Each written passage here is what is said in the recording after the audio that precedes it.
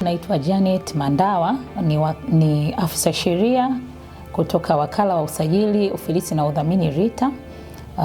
Na leo nimeonelea tuongelee umuhimu wa kuandaa na kuhifadhi wosia RITA kama moja ya huduma zetu ambazo zinatolewa na wakala.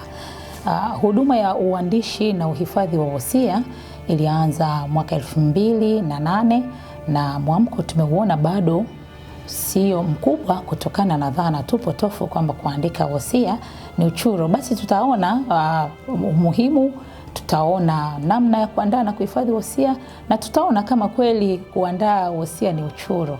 Lakini cha muhimu cha kwanza tunapaswa tufahamu nini haswa maana ya wosia.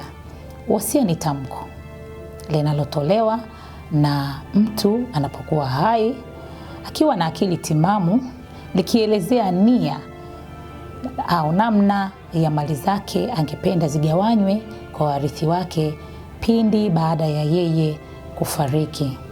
Kwa hiyo tunaona kumbe wosia ni maelekezo au ni tamko ambalo analitoa mtu anapokuwa hai, na tamko hilo anatakiwa kulitoa pasi na kitisho, pasi na ushawishi, pasi na aina yoyote ya kumrubuni huyu mtoa wosia kwa ajili ya kutoa maelekezo.